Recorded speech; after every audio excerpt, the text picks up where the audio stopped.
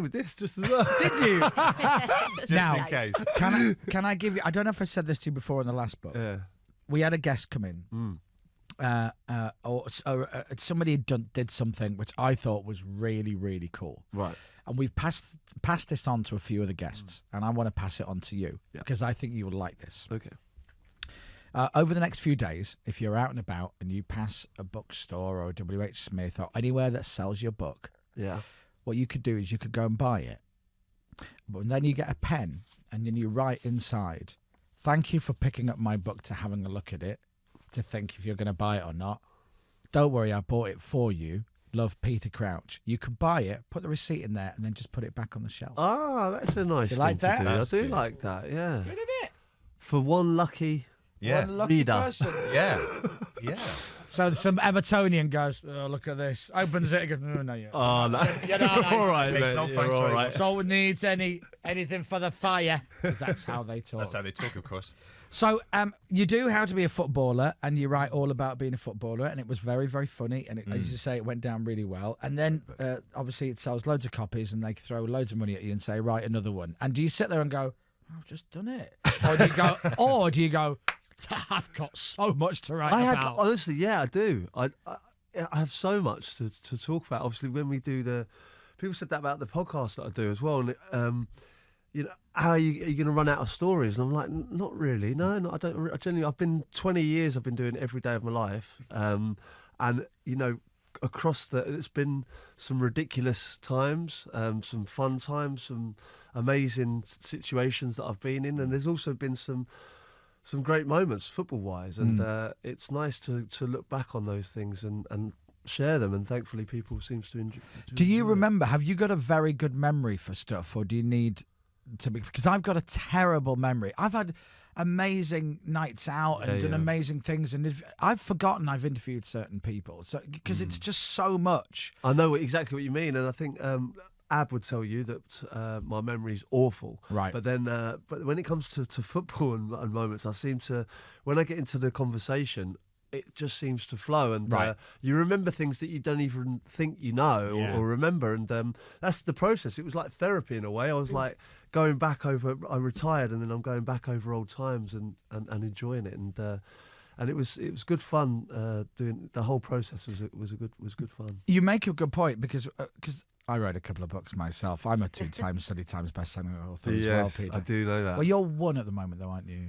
Yes. Oh. Yes. Give it a few hours, you'll be fine. Yeah, I think it'll be fine. But I remember doing the same thing. I was writing, and I was thinking, okay, when I used to work for Radio Luxembourg, so when I went out there in March '92, and all of a sudden you start thinking about it, and it comes back. It's so true. And I said exactly the same. It is like therapy, and you put yourself. And I wrote on holiday once on the laptop.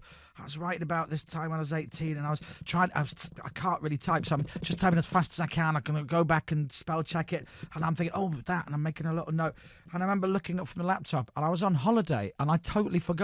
And I was like, oh, I'm in Dubai. I'm in Dubai. So you get carried away with it, don't You really you? Yeah. do. Do you have someone who asks you questions and helps you remember Yeah, stuff? Tom Fordyce is a genius. So I do the podcast with him, and I also do the books with him. And he's amazing because he's so knowledgeable about football, and he knows the situations that I've been in and puts me back in them, really. And it just gets loads out of me. But what I tried to be with the first book is I tried to be insightful and I didn't want to do an autobiography. Do you know what I mean? I didn't want it to do something different. And I wanted to just take people inside, like the changing rooms and the team buses and the away trips and things that people don't really see. Because nobody had done that before. I think that's why it did so well, because Yeah. you see the interviews on TV and stuff, you might see footage from training sessions, you'll obviously go to the games and stuff, but that's kind of it in terms of what happens day to day. Yeah. That's why it was so fascinating, I think. The first book, and it's very funny as well. I think so, yeah. And I think, footballers in general, I've made so many mistakes. I mean, who hasn't from 18 to sort of 25? Yeah, of but course. because we're in the public eye, or obviously we get paid quite a bit as well, and you make some ridiculous errors. Is that true? Is money good in football? It's not bad. And I've been very blessed. Maybe I should get into it. Yeah. I mean, I'm not very good, but does that matter? I know, because there's plenty of bad players out there. Unfortunate. So it's an interesting world, and people obviously it's a global game now, Yeah. and people are from.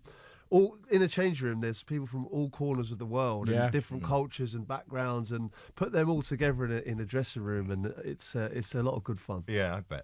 Yeah. You came into football though after the big baths, didn't you? You never had. No, big I baths. did. Yeah. Oh, yeah, did I was you? just on the cusp of it, thank God.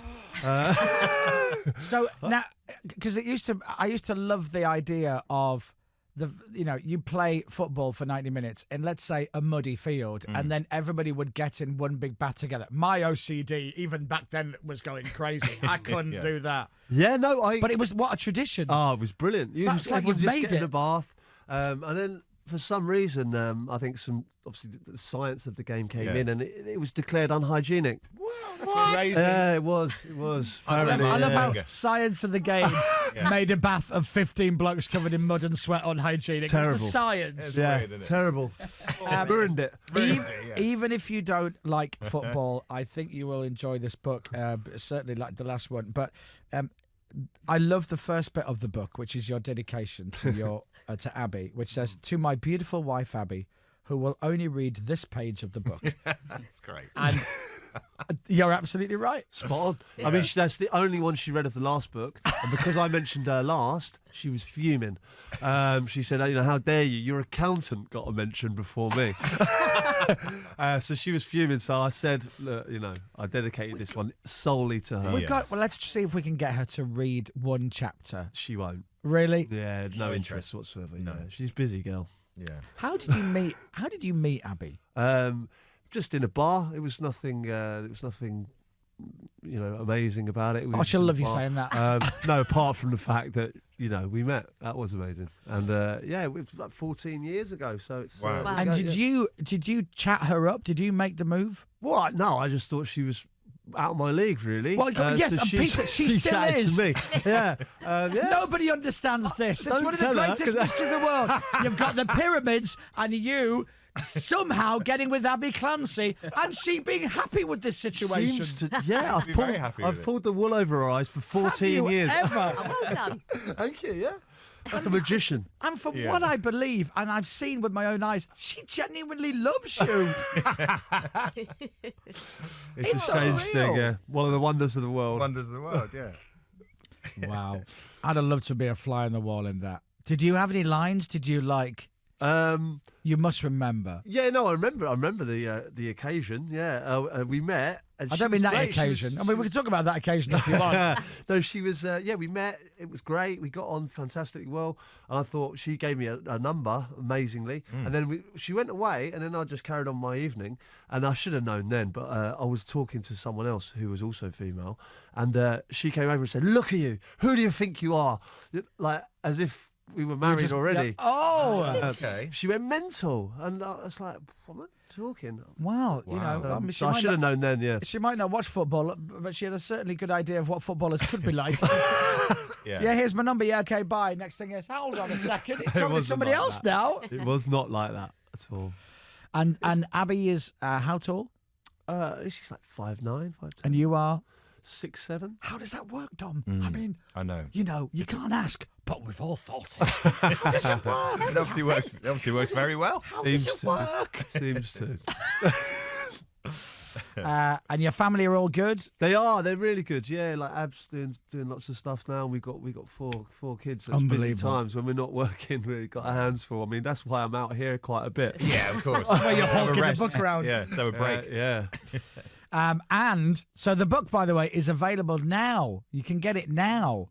You can just buy it. If you go online, you can order this. You don't even need to go to the shop. You could order it and it could be in your home tonight or first thing tomorrow I morning. love that cover photo, by the way. That's very funny. Yeah, That's I'm good. still living off the robot for You are. 15 years later.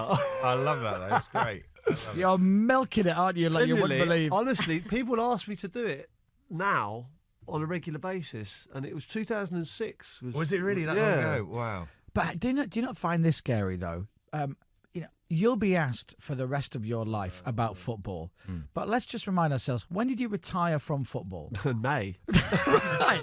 So people go, "Hey, Craig, you do the robot." Yeah. Like if you're going now, people still ask me to do it. Yeah. You'll be 75 years old. You'll be like that. I've got arthritis. I can barely move my arms. I was on a show yesterday doing a bit of promotion, and on the TV it said ex-footballer and podcaster. Whoa, that was what I'm labelled as now. Wow. But you Could have carried on for a few more seasons if you wanted to. Yeah, that's the thing. I feel obviously lucky that I know a lot of players who just couldn't get up in the morning, in backs and knees and everything's hurts basically. And I didn't feel like that. I felt like I could have actually played on, but I just felt my time had come. You know, I was on the bench and I wasn't playing a great deal, and I think it was the time to go. It was, but I had a great innings. I played, like I say, 20 odd years. So absolutely. I feel like he played at a different club for every year of his career. Pretty much. Yeah, I wish it wasn't that the case, but do you? I do. I wish I'd had a club and stayed there for my whole life, but it just didn't work out that way. It was. Was it 13 clubs or something like that? Something like that. Yeah. He has no idea. Yeah, I don't know. He's too busy signing and then moving to another club. Yeah. But yeah, like I say, if you get. I understand people say like loyalty and things like that, but if you grow up in Liverpool, you play for Liverpool, and why would you move? You don't need to. Absolutely. You're at a great club and you're from there. But then you have the other thing, like Matt Letizia at Southampton. Everyone used to give him stick for not being ambitious. Yeah. Whereas actually, you could see that's just loyalty to your club. Well, I isn't it? found It's weird, it myself. The grass isn't always greener. Sometimes if you're happy at a place, stay there. If you're enjoying it. Yeah. I'm obviously a Leeds fan. I love the fact that if a Leeds player goes to Man United, I mean, that's it. It's game over. How dare you? But if we get a good player from Man United, they're a saviour. Come on in. We're more than happy to have no problem. It's, I was there. I was at Ellen Road last night. It was the centenary of 100 years of... Yeah, I saw that, yeah. And literally every Leeds United legend you could think of was there, and Robbie Keane, and I had to do that. And Norman Hunter was there, and he said, honestly, I woke up. He goes, I don't know what the players are like today, but every day I woke up and I couldn't wait to get to training and see the lads. He said, we just all got on. It was one big happy family. He goes, and I just loved it. He goes, I know that sounds fake, but every day, I guess I just loved it. Loved it. Yeah. Well, I love to hear that, because that's exactly how I felt. I sort of knew how lucky I was the whole time I was doing it. I couldn't believe I made my debut at 19, and then the next thing was playing in the Premier League. Then it was playing for England, and I just was blessed. I was absolutely loved doing it. And like you say, probably the thing I miss the most is the day-to-day, going in every day, having a laugh. We've never had to grow up. Yeah, and we're doing something we love doing. Plus, as well, it's the only thing you know. Yeah. You didn't. It's not like you worked in a bank for 5 years before you became a footballer. Exactly right, this is what you did, so you really don't know anything else, and that's why a lot of traditions continue in football, because it's just kind of the way it is. Yeah. So I totally feel for you that you're on the bench and you're still part of it, but. You want to be out. You want to be out there. You want to be. I found it tough. I'll be honest. Towards the end, I mean, you start on the bench trying to make it into the first team, and then you sort of end on the bench. It's like a bizarre thing, but I just felt that I was getting used for the wrong reasons. I've classed it before as being a head on a stick. I'd get wheeled out last 10 minutes to save a game and flick balls on, or try and.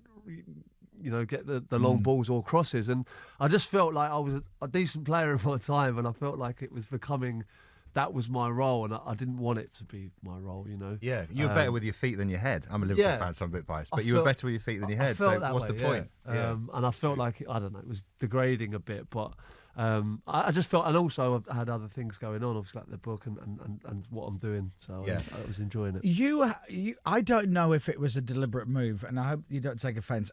I guess it wasn't, but you basically had a career before you left your career.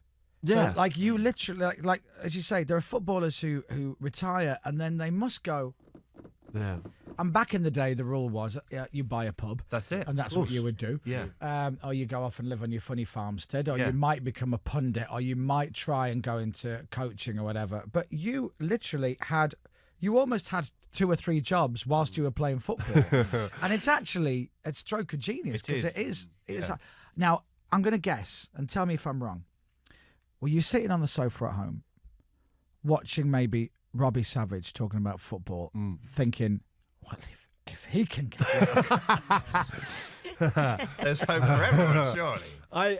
It was a conscious effort. Like I dipped my toe in, while I was still playing, doing the book, and I did the podcast, and they both sort of took off and did really well. So I just went. Thankfully, I've got opportunities, and you know, I know footballers because I know some that basically sat there and went, you know, what on earth am I going to do now? Sure. And it can get quite dark, you know, because you've always been told where to be, you've what to do, and that's what you do, and then all of a sudden it stops, and you're like, you know, I've still got 30, 40 years left of life, and because you're in a bubble, aren't you? What do I do now? Yeah, hopefully you've got more than 30 years left. I'm hoping. I'm trying to do the maths. I don't know. well, let's see. Hopefully. But that's not your decision. It's Abbey's as well. You know, like everything else. Speaking of which, we got some messages and questions from our listeners. And I've got to read you this from Paul in Portsmouth. I once thought Abbey Clancy was eyeing me up at a Pompey game. It turns out her mate was sat behind me and she was trying to get her attention. Paul, that is a great Love story. that, Paul. Superb. Warren in Burton-on-Trent said, I had Crouch's book last Christmas. I raved about it to everyone. Absolutely brilliant. I'm a Derby fan and was hoping to see him after the Stoke game on a Wednesday night to ask him to sign it for me. The week or two before, he was sold to Burnley. I was gutted. Shame. He said, I'll be buying the second one too. There you go. Good man. Love it. 51 sold. Here is an impossible question, but it's always good to ask these impossible questions. Which club did you enjoy the lads/dressing room environment with the most? Oh, we had a really good dressing room at Portsmouth. When I was there twice, when I was 19 and when I was 20, just after Liverpool, and the team we had was incredible. I think back to like Distan, Sol Campbell, David James in goal, Glenn Johnson. We had Lasana Diarra, Montari, Cranshaw, myself, Defoe. It was such a good team. I thought we were going to kick on to you know, the heights, really. I genuinely thought we were going to get in the Champions League. It was that good. And then obviously things unravelled. But we had a really good dressing room then as well. Good fun. Dinsey from Leeds says, ask Peter if he ever had a chance to join Leeds. There's a few people saying that as well, actually, the Leeds question. Yeah, I have had that from Leeds fans saying that, you know, was there ever a chance to sign there? But no, I don't think there ever was. No, I don't think it was. No, unfortunately. It's never too late. It's not, actually. When it comes to Leeds, it is never too late. It's really not too late. What do you think, your chances this year? I was super confident at the start of the season, and I've started to have a bit of a wobble. I think we need a little bit more striking power up front. I think Bamford is good, but I think he's on his own a little bit. Yeah. I think we've got... do you know what? Actually, I remember a few years ago going to see Leeds United and sitting with my mum and dad, and my mum said, who's the number 9? And I went, and I looked at the back of the programme because I realised I couldn't name most of the people in the team. Now, a lot of diehard Leeds fans will go crazy about that. But there seems to be this renewed just burst of talent and push at the moment. And I walked into a room last night, Ellen Road, and the first team squad were in there. And I'm literally going through, and I can literally name everybody in the room. Yeah. And I got I got really excited and nervous. Yeah. I met Eddie Nketiah, who's 19, and I went, "Hi, nice to meet you. Please stay." Yeah. Like a child. You do get starstruck with football. And of course, he's looking at me seeing some old man that he's never heard of. I did say to a couple of the players last night, if you'd have met me 15 years ago, you'd have papped it, because I used to be well famous. All right. Do you know, I found out that when I think towards the end, I think it was the last season, we were playing Huddersfield, and I was warming up with one of the young lads. He was 18, I was 38. He said, have you played here before? I said, yeah, 2000, my first season. He said, I wasn't born. Oh! And I went, oh. That hurts, doesn't it? Yeah, I thought maybe my time had come. I tell you, just to wrap this up, I hope Leeds do well, because I think everybody, even people who hate Leeds, would kind of like to see them. Oh, they need to be in the Premier League. Of course they do. However, there was a photograph taken last night. There was like 100 legends and whatnot, and there was like 4 tiers of people, and everybody was there, from Johnny Giles, Norman Hunters to the first team, to Marcelo Bielsa. By the way, it's a black tie event. He's wearing his tracksuit. Right? Of course. And all the first team all kind of went down on their knees like they do when you're on the front row. And bearing in mind, there was a guy there who's 88, 89 years old, right? A former keeper for Leeds. He was the oldest player there last night. So they do pictures for about, I don't know, a minute. And they go, all right, first team, you're clear. Every one of them got up like this. Oh, thank God for that. Oh, and I'm like that. Yeah. No way. Come on. I do that now. I do.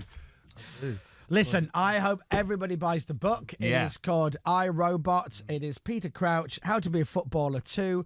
Obviously, this is going to be a momentous occasion. Peter's going to be in every year now for the next 7, 8 years. I hope so. Yeah. Hawking the latest copy round. Absolutely. And then it'll be How to Be an Author 1. Start pushing that down. Yeah. Always good to see you. Good to see you. Thanks for having me. Send our love to Abbey and the kids and everybody buy the book. Yeah. There you go. Well, give more money to somebody who's already got more money. Ladies and gentlemen, Mr. Peter Crouch. The Chris Moyles Show. Radio.